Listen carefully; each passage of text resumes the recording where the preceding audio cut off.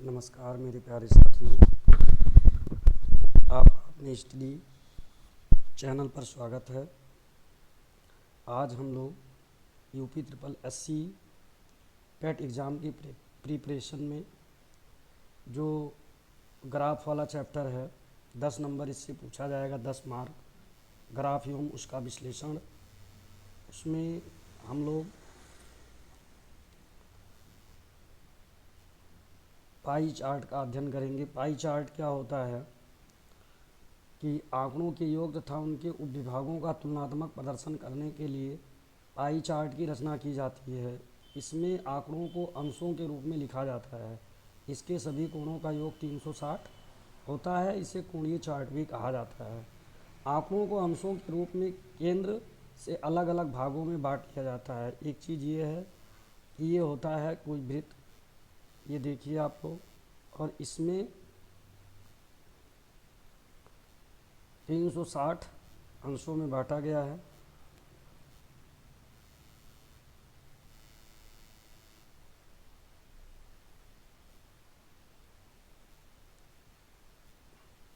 ये आपके पास एक वृत्त है और इसमें आप देख सकते हैं कि किसी भाग को, किसी चीज़ को 360 अंशों में बांट दिया गया है। तो एक अंश बराबर क्या होगा? एक अंश बराबर 1/360 होगा। इसमें जैसे जब हम लोग परसेंट निकालते हैं तो 1% बराबर लिखते हैं 1/60, लेकिन इसमें क्या करेंगे न 1/100 लिखते हैं, क्योंकि 100 प्रत्येक 100 पर। लेकिन जब हम पाई चार्ट का अध्ययन करेंगे मेरे प्यारे साथियों, तो इसमें हम लोग क्या देखेंगे? इसमें हम लोग देखेंगे पाई चार्ट में कि इसमें 360 से भाग होगा। जहां हम लोग इस तरह से कोणों के रूप में डिवाइड करेंगे तो एक अंश का मान बराबर क्या होगा? 1/360। अब जैसे यहाँ देखते हैं दिया है कि नीचे एक परिवार के मासिक व्यय, कुल मासिक व्यय जो है वो 10,000 रुपये का विवरण पाई चार्ट में दिया गया है। सहायता से दिए गए प्रश्नों का उत्तर दीजिए। जैसे अब 10,000 रुपये है और 90% शिक्षा पर वो व्यक्त कर रहा है। ये टोटल कितने हैं? 360 अंश बराबर जो है वो टोटल जो है 360 अंश बराबर आपका कितना है? 10,000। अब एक अंश बराबर क्या होगा? 10,000/360। ये पॉइंट हो गया। ठीक। अब 90 अंश बराबर क्या होगा? जैसे एक अंश का मान इतना रुपया हुआ तो 90 अंश बराबर क्या होगा? आप खुद गेस लगाएंगे कि जैसे एक कलम का दाम 10 रुपया तो 10 कलम का 100 रुपया। ऐसे अगर एक अंश का मान 10,000/360, ठीक, तो ये एक जीरो यहाँ काट देंगे, एक जीरो यहाँ, तो 1,000 बटा क्या बचेगा आपका? 1,000/36। मतलब एक अंश का मान अगर 10,000 रुपये है तो 1,000/36 हुआ। तो 90 अंश का मान कितना होगा? ये शिक्षा पर कितना व्यय होता है, जैसे पूछ लिया जाए कि शिक्षा पर कितना व्यय हो रहा है, तो आप क्या करेंगे? ये 90 अंश है तो 90 गुणे आप क्या करेंगे? 10,000 टोटल है, बटा कितने भागों में बांटेंगे? 360। एक जीरो यहाँ क्रॉस कर देंगे, एक जीरो यहाँ क्रॉस कर देंगे हम लोग।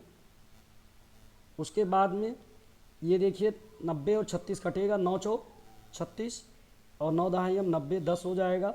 फिर क्या करेंगे? 4 से काटेंगे तो 25 चौका 100, कितना हो जाएगा? 25 चौका 100। उसके बाद एक जीरो एक्स्ट्रा 250। अब 250 को 10 से गुणा करेंगे तो कितना आएगा? 2,500। तो शिक्षा पर कितनी व्यय हो रही है? 2,500। हाँ, एक चीज़ और समझ लेते हैं इससे कुछ चीज़ें। जैसे 90-90 अंशों में किसी वृत्त को 90-90 अंशों में बांटा जाए तो 4 पार्ट मिलेंगे। अगर 90 अंश आता है, 90 अंश कोई मान देता है तो 90 अंश बराबर 1/4। जितना भी राशि दिया है उसका 1/4 निकालें। ऐसे अगर हम लोग 10,000 का 1/4 निकालेंगे तो 2,500 आ जाएगा बड़े आसानी से। ठीक, बड़े आसानी से 2,500 हम लोगों को मिल जाएगा। ऐसे अगर 90 अंश बराबर 1/4 हुआ, 90 अंश बराबर 1/4, तो आप खुद लगा सकते हैं कि 45 अंश बराबर अगर दिया है तो हम लोग 1/8 निकालेंगे। 45 अंश 1/8।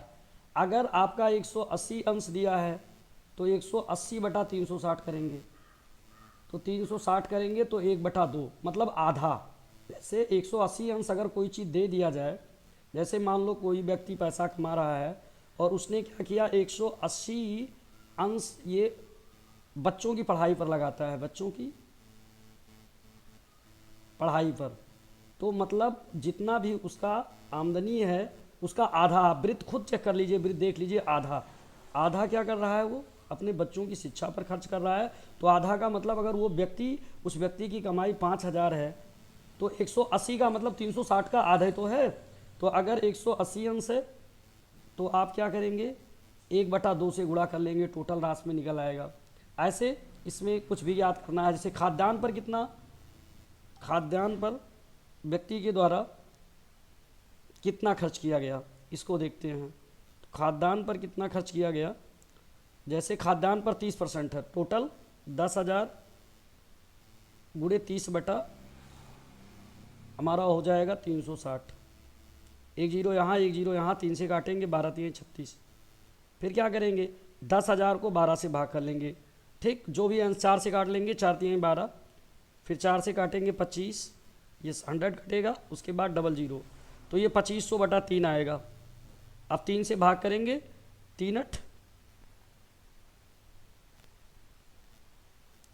24 होता है, तो 800, फिर 33 यहाँ 833 पॉइंट समथिंग होगा, ठीक, 33.33 या इतना रुपया होगा, इस पर व्यय होगा। फिर यह है 50% विविध पर, तो आप शायद समझ गए होंगे, हमको जितनी राशि दी गई है, जितनी राशि मान लो 10,000 दी गई है, तो 10,000 गुणे जितना अंश जिस पर खर्च हो रहा है उतना अंश, जैसे मान लो इस पर 70 अंश, तो 70 बटा फिर 360, इसको हल कर लेंगे, पता लग जाएगा उसको कितना खर्च कर रहा है किस राशि पर। अब इससे संबंधित कुछ क्वेश्चन यहाँ दिए गए हैं, देखो जो चीज़ हम लोग बात कर रहे थे उस चीज़ से संबंधित क्वेश्चन दिए गए हैं।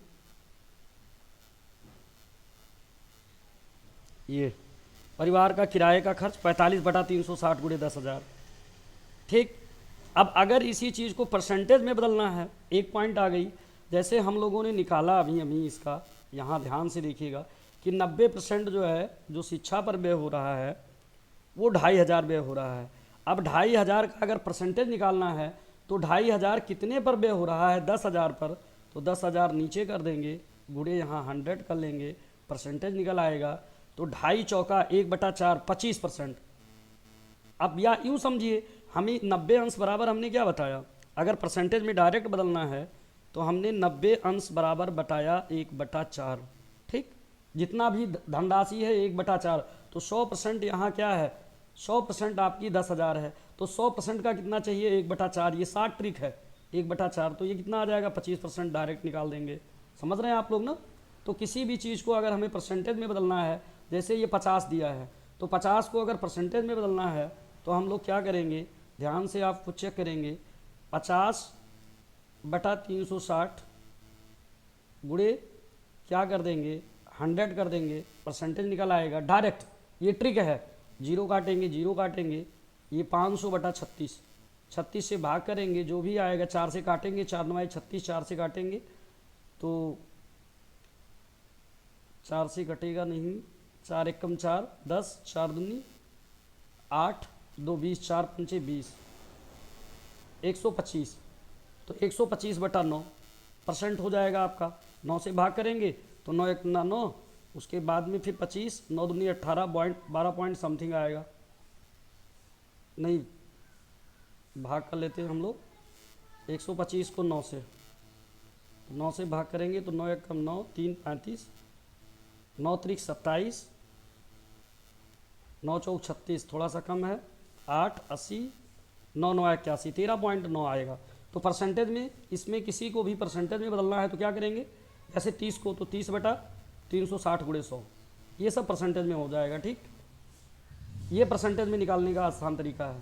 तो इस तरह से मेरे प्यारे साथियों हम लोग पाई चार्ट के सवालों को हल करेंगे।